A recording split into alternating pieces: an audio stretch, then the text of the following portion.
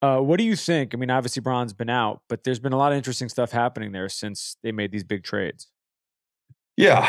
The one guy for me, the one guy for me on this team that is the key and who could potentially win a playoff game is Malik Beasley. And he has not shot the ball well. And frankly, relative to his standards, he didn't shoot great in Utah. He shot at a high volume. He was top 10 at the time of the trade in most made threes, but he was shooting 35.9. He's only shooting 32.6% from three since he went to the Lakers on almost 8 attempts a game.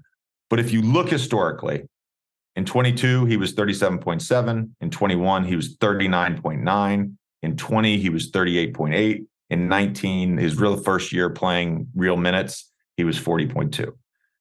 That's the guy for me. When LeBron James gets back on the court, assuming he's back on the court, you're in a play-in situation. You're going to need him.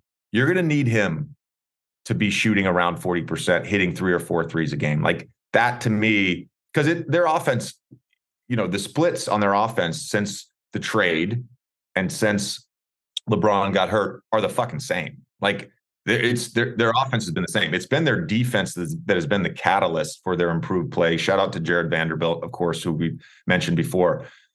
But to me, it's been they've struggled offensively, and they're not getting enough out of Malik Beasley shooting the basketball. So yeah, they're still 26th in the league in threes. How much of this though is also, and this is obvious, I mean, it's LeBron James, but how much of this from a shooting perspective is him not being there? And we've talked a bunch about, how he just creates shots for his teammates, and everything else, incredible that he does on the court. That this is who LeBron James his whole career is getting his teammates open looks from three. And so is that something where you expect that to open up a little bit when he's back? Yeah, I want to be fair. But like I said, the offensive numbers for their team are the exact same. They're literally at 111 points per 100 possession, whether LeBron has been on the court post-trade deadline or when he's been off the court, or been out of the lineup, I should say. In the lineup, out of the lineup, not off the court, to clarify there. It's also a small sample size, right? We're not talking about 80 games here of Malik Beasley shooting for the Lakers. We're talking about whatever it is, 10 or 12. I don't know the exact number of games played, but you're absolutely right that LeBron is going to create open looks for teammates. Their spacing is going to be better. I'm not personally buying a lot of this hype around this team sliding in that 7-8 spot and beating Denver or beating Sacramento. Is it possible? Yeah. Anything is possible. Portland getting in the playoffs and Damian Lillard averaging 60 in a first round series. Like anything is possible. I'm not as bullish as some people are.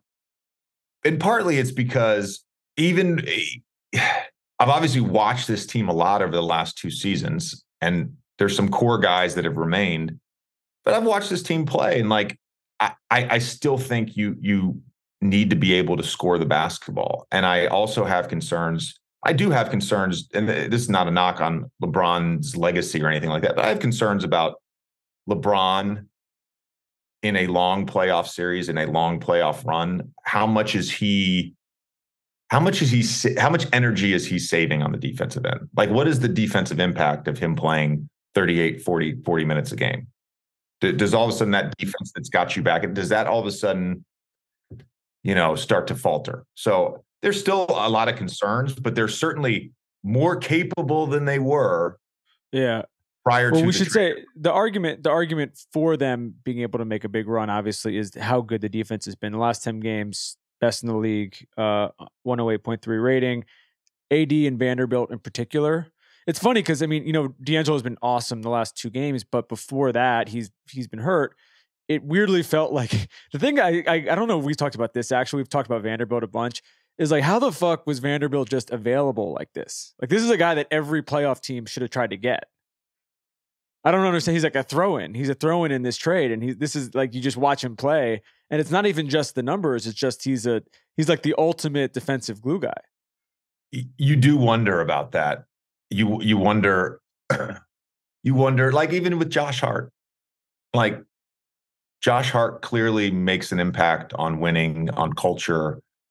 And he's the type of guy, Vanderbilt's the type of guy, as that like supplemental role player that I would personally think teams would crave.